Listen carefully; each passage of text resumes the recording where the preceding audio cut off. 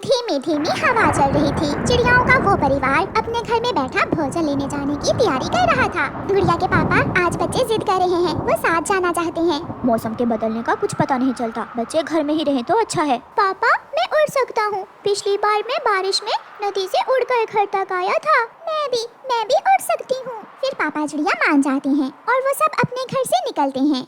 रास्ते में कुकू को एक जगह कुछ दाने दिखाई देते हैं। पापा, मम्मा, वहाँ नीचे दाने हैं। वो दाने किसी शिकारी ने बखेरे होंगे, हमारे जंगल में इतना दाना नहीं हो सकता। वो सब आगे बढ़ते हैं। वो घने जंगल में जाते हैं। एक सूखे हुए पेड़ के पास कुछ दाने उन्हें मिल जाते हैं। बच्चों, कभी भी लालच नहीं करना, मेहनत का कोई शॉर्टकट नहीं होता। जैसे आपकी मम्मा और पापा ने हमेशा मेहनत की है, आपने भी बड़े होकर ऐसे ही मेहनत करनी है। बातें करते करते हवा तेज हो जाती है और साथ ही बारिश शुरू हो जाती है। मैं इसलिए डर रहा था, बच्चों को ठंड लग जाएगी। गुड़िया की मम्मा, आप यहाँ आ जाएं और मैं बारिश का पानी रोकने की कोशिश करता हूँ। फिर पापा चिड़िया पेड़ की ऊपर वाली डाल पर अपने पंख फैलाकर बैठ जाता है। पापा चिड़िया अपने बच्चों को भीगने से बचाने की पूरी कोशिश कर रहा था। तेज हवा से पापा चिड़िया कभी इधर गिरता तो कभी उधर गिरता, मगर उसे किसी भी तरह अपने बच्चों को सुरक्षित रखना था। काफी देर बारिश होने के बाद बारिश रुक जाती है। जल्दी करो, इससे पहले कि बारिश फिर से शुरू हो जाए, हमें वापस घर जाना होगा। वो सब तेजी से उड़ते हैं। जब वो वापस आते हैं तो एक नई समस्या उनका इंतजार कर रही थी। उनका घर पूरी तरह टूट चुका था। मम्मा चिड़िया रोने लग जाती है। इतना कमजोर भी ना था हमारा घर, सबके घर ठीक है, एक हमारा ही घर टूटना था। ऐसे मौका पर घबराने की बजाय हिम्मत और हौसले से काम लेते हैं। मैं अभी पीपल के कुछ पत्ते लेकर आता हूँ और हम आज की रात गुजारने का बंदोबस्त कर लेते हैं। पापा, अपना ख्याल रखना, जल्दी आना आप। फिर पापा चिड़िया उड़ता है। रात भी हो चुकी थी। पापा चिड़िया जानता था कि जंगल में पीपल का पेड़ कहाँ है, इसलिए वो सीधा उसी दिशा में जाता है। पापा चिड़िया पीपल के पेड़ से कुछ पत्ते तोड़कर वापस मुड़ता है। अंधेरे की वजह से पापा चिड़िया को पता ही नहीं चलता कि कब वो एक पेड़ से टकरा जाता है। वो बेरी का पेड़ था। बेरी के कांटे पापा चिड़िया के शरीर में घुस जाते हैं और पापा चिड़िया वहीं गिर जाता है। उसकी आंखों के सामने उसका परिवार था। वो फिर से उड़ने की कोशिश करता है, मगर अब उसके शरीर में जान न थी और उसकी आंखों के सामने अंधेरा छा जाता है। मम्मा चिड़िया अपने बच्चों को लिए अपने पति का इंतजार कर रही थी। सारी रात गुजर जाती है, मगर पापा चिड़िया लौट कर नहीं आता। मम्मा चिड़िया जान गई थी कि उसका पति जरूर किसी मुश्किल में है। सुबह की रोशनी होने के साथ ही मम्मा चिड़िया अपने बच्चों से कहती है, बच्चों, मैं आपके पापा को देखकर आती हूँ, वो अभी तक नहीं आए, जरूर वो किसी मुश्किल में होंगे। मम्मा, जिंदगी में इतनी मुश्किलें होती हैं, एक से बढ़कर एक। हाँ बेटा, जिंदगी तो गुजारना होती है, दुख हो या सुख, खुशी हो या गम। मम्मा चिड़िया उड़ती है। मम्मा चिड़िया का कलेजा फट जाता है जब वो अपने पति को बेरी के पेड़ में फंसा हुआ देखती है। उसकी चोंच में पीपल के पत्ते थे। ये कैसे हुआ? आप हमें छोड़कर चले गए। अपने बच्चों को सुरक्षित रखने के लिए आप तो पत्ते लेने गए थे। मम्मा चिड़िया रोती रहती है। वो अपने पति की वजह से बहुत दुखी हो गई थी, मगर क्या करती, उसे वापस अपने बच्चों के पास भी तो जाना था। दुखी दिल के साथ मम्मा चिड़िया वापस उड़ती। मम्मा, पापा कहाँ है? मम्मा, कहाँ है मेरे पापा? बच्चों, आपके पापा अब हमारे साथ नहीं रहे। ये सुनकर बच्चे रोने लग जाते हैं। मम्मा चिड़िया अपने बच्चों को साथ लेकर वहाँ से उड़ती है। मम्मा चिड़िया पर अब और भी जिम्मेदारी बढ़ गई थी। उसे अपने बच्चों को माँ और बाप दोनों का प्यार देना था। मम्मा चिड़िया अपने बच्चों को साथ लेकर जंगल की दूसरी ओर पहुँच जाती है। वहाँ उसकी पुरानी जानने वाली एक कौवी रहती थी। गोरी, मेरे पति मर गए और मेरा घर भी टूट गया है। मेरा कोई भी न था। आपका ख्याल आया तो मैं अपने बच्चों को साथ लेकर यहाँ आ गई। चिड़िया बहन, आप शांत हो जाएं, सब ठीक हो जाएगा। हम पक्षियों की जिंदगी में ऐसे दुख तो आते ही रहते हैं। आप जब तक चाहें अपने बच्चों के साथ मेरे घर में रह सकते हैं। फिर मम्मा चिड़िया गोरी कौवी के घर रहने लगती है। ऐसे ही कुछ दिन गुजर जाते हैं। अब मम्मा चिड़िया का दुख भी थोड़ा कम हो गया था। वो अपने बच्चों के लिए घर बनाना चाहती थी। गोरी बहन, मैंने एक पेड़ देखा है, वो सुरक्षित है। मैं वहाँ अपने बच्चों के लिए घर बनाना चाहती हूँ। चिड़िया, आप घर बनाने का काम शुरू करें, मैं आपके बच्चों को दाना ला कर दे दूंगी। गोरी बहन, अगर आप ना होती तो मेरे लिए ये सब बहुत मुश्किल हो जाता। मुश्किल समय में पक्षी ही एक दूसरे के काम आते हैं। फिर मम्मा चिड़िया जंगल जाती है। मम्मा चिड़िया वहाँ से कुछ सूखी लकड़ियाँ जमा करती है। लकड़ियाँ पेड़ पर रखने के बाद मम्मा चिड़िया फिर से जंगल जाती है और कुछ सूखे पत्ते और कुछ सूखा घास लेकर आती है। सारा सामान पूरा हो जाने के बाद मम्मा चिड़िया अपने घर का काम शुरू करती है। इस पेड़ पर तुम किससे पूछकर घर बना रही हो? ये पेड़ मेरा है। कौवे भैया, ये जंगल सबका साझा है। जैसे इस पेड़ पर आपका अधिकार है, ऐसे ही मेरा भी है। बुरा कहते हैं मुझे बुरा, सब डरते हैं मुझसे। चल भाग यहाँ से, बड़ी आई कमजोर चिड़िया। मैं तुम्हें इस पेड़ पर घर नहीं बनाने दूंगा। परेशान होकर चिड़िया वहाँ से चली जाती है। चिड़िया बहन कहाँ तक पहुँचा घर का काम? गौरी, एक बुरे नाम के कव्वे ने मुझे उस पेड़ पर घर बनाने से मना कर दिया है। वो कहता है कि वो पेड़ उसका है। चिड़िया, इस जंगल में रहने के लिए हमें ऐसे जालमों से डरने की बजाय उनका मुकाबला करना होता है। चलो मेरे साथ, मैं देखती हूँ उस बुरे के बच्चे को। बच्चों, आप घर में ही रहना।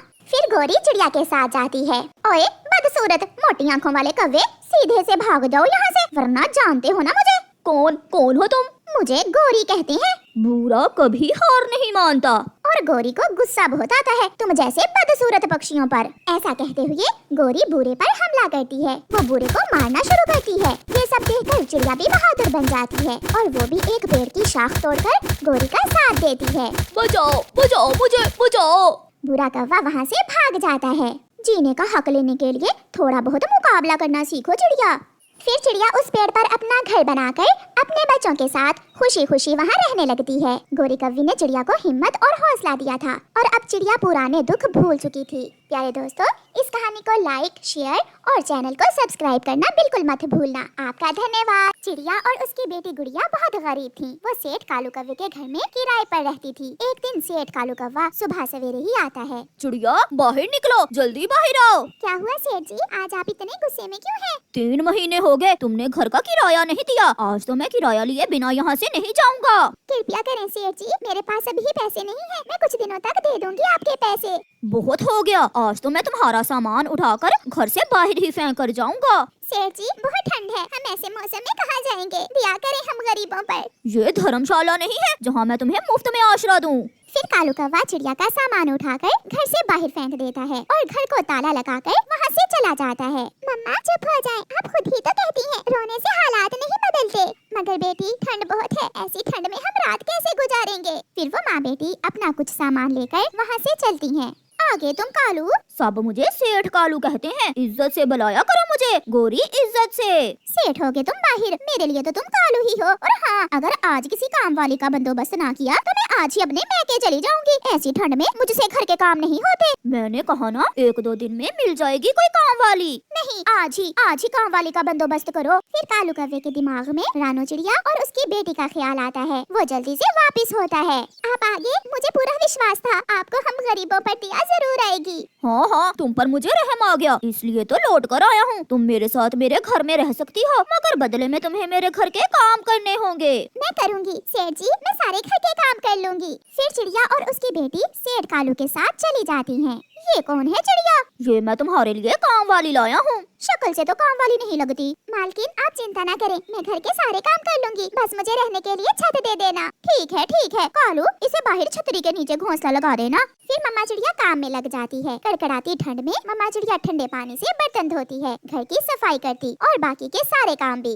मम्मा, यहाँ तो बहुत ठंड है, इस छाते के नीचे हम ठंड के दिन कैसे गुजारेंगे? मेरे पंखों में छुप जाओ मेरी बेटी, ऊपर वाला कोई ना कोई इंतजाम जरूर करेगा। वो ठंड की रातें बहुत मुश्किल से वो माँ बेटी गुजारती हैं। सेठ जी, मुझे कुछ पैसे दे दे, मैंने अपनी बेटी के लिए गर्म कपड़े खरीदने हैं। पैसे? कौन से पैसे? खाना मिलता है और रहने को जगह, ऊपर से पैसे मांग रही हो? काम करना है तो करो, कोई पैसा वैसा नहीं मिलेगा। मेरी बेटी ठंड से बीमार हो गई है, सेठ जी दया करे, कुछ पैसे तो दे दे। मैं तुम्हें 1 रुपए भी नहीं दूंगा। फिर शाम के समय वो माँ बेटी सेठ कालू का घर छोड़कर वहाँ से चली जाती हैं। वो जंगल के बाहर एक सूखे हुए पेड़ पर टिंकों का घोंसला बनाने का सोचती हैं। मम्मा, जब मैं बड़ी हो जाऊंगी तो मैं काम में आपकी मदद किया करूंगी। अभी मम्मा है ना मेरी बेटी, आप चिंता ना करें, देख लेना एक ना एक दिन हमारे दिन जरूर बदल जाएंगे। रात को जब गुड़िया सो जाती है तो मम्मा चिड़िया पेड़ से पत्ते तोड़कर अपनी बेटी पर रखकर उसे गर्म करने की कोशिश करती है। मम्मा चिड़िया को बहुत ठंड लग रही थी, मगर उसे केवल अपनी बेटी की ही चिंता थी। अगले दिन गुड़िया अपनी मम्मा से कहती है, मम्मा, हमारे पास चाय बनाने वाली केतली भी है और बाकी बर्तन भी, क्यों ना हम ऐसी ठंड में पक्षियों को चाय बनाकर बेचना शुरू कर दें। बेटी, मगर इसके लिए हमें शक्कर और चाय पत्ती की भी जरूरत होगी। मम्मा, हम वो सब कबूतर अंकल की दुकान से ले आएंगे और फिर बाद में उन्हें पैसे वापस कर देंगे। फिर वो माँ बेटी कबूतर अंकल के पास जाती हैं। कबूतर चिड़िया को उधार शक्कर और चाय पत्ती देने पर मान जाता है। चिड़िया, मैं जानता हूँ आप भी अपने पति की तरह बहुत मेहनती हैं। मेहनत से काम करना, आप जरूर कामयाब होगी। कबूतर भैया, मैं 1-2 दिन में आपके पैसे दे जाऊंगी।